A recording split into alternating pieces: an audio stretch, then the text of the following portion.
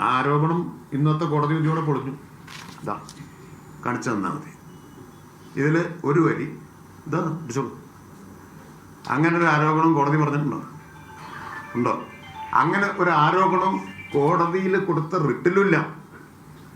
പുറത്ത് പലതും വിളിച്ചു പറയും.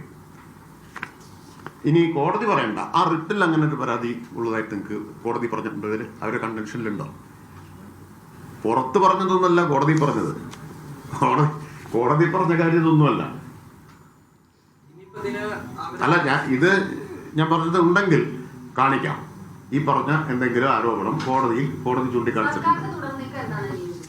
സർക്കാരിന്റെ തുടർ നീക്കം എന്ന് പറഞ്ഞാൽ സർക്കാരിൻ്റെതല്ല പദ്ധതി. സർക്കാരിന്റെ നയത്തിനനുസരിച്ച് ഒരു അപേക്ഷ വന്നു. അതും ഇതിൽ പറയുന്നുണ്ട് കേട്ടോ.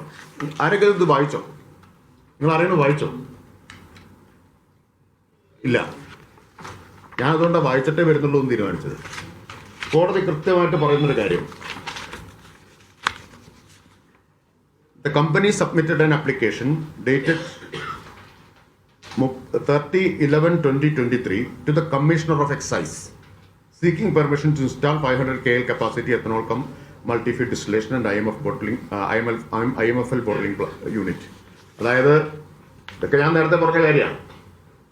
30/11 കമ്പനി എക്സൈസ് കമ്മീഷണർക്കാണ് അപേക്ഷ കൊടുക്കുന്നത്, സർക്കാരിനല്ല.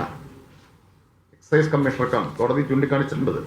The excise commissioner forwarded the application to the government along with his recommendation dated 6/2/2024 to give initial sanction for the project. മനസ്സിലായോ?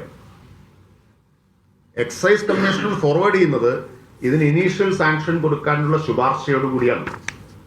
കോടതി ഈ രേഖകളെല്ലാം പരിശോധിച്ചു. ഇതെല്ലാം ഞങ്ങൾ കോടതി സമർപ്പിച്ചിട്ടുണ്ട്. അല്ല, ഞാൻ പറയണത് ഇത് ഞങ്ങൾ കോടതി സമർപ്പിച്ചിരുന്നു. കോടതി ഇത് പറയുന്നുണ്ടോ? അതും പറയുന്നുണ്ട്.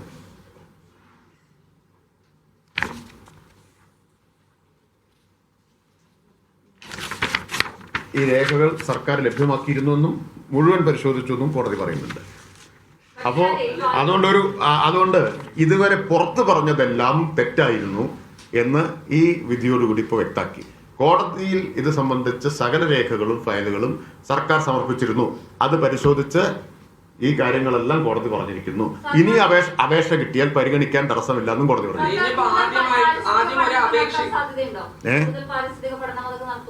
അല്ല, കോടതി അതൊന്നും പറഞ്ഞിട്ടില്ല. മറ്റൊരു കാര്യം, വാട്ടർ അതോറിറ്റിയുടെ അനുമതിയാണ്. വാട്ടർ അതോറിറ്റിയിൽ നിന്ന് അനുമതി എങ്ങനെയാണ് മേടിച്ചെടുക്കുന്നത്? ഇത് എത്തനോൾ നിർമ്മാണ കമ്പനിയാണ് എന്ന് പറഞ്ഞിട്ടാണ് അവർ അപേക്ഷ നൽകിയിരുന്നത്. അതിന് അനുമതി കൊടുത്തു. പിന്നീടാണ് ഇത് ഒരു ബ്രൂവറി നിർമ്മാണം ആണെന്ന്, അല്ലെങ്കിൽ ബ്രൂവറി പ്ലാന്റ് ആണെന്ന് മനസ്സിലായത്. എത്തനോൾ എന്ന് പറഞ്ഞിട്ട് തന്നെയാണ് ഇതിലും.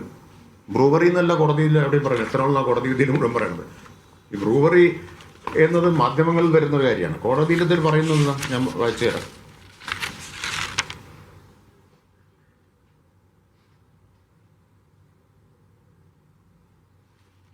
ഒരു ഒറ്റ മിനിറ്റ് നോക്കൂ. കോടതി വിധി തുടങ്ങുന്നത് തന്നെ ഇങ്ങനെയാണ്.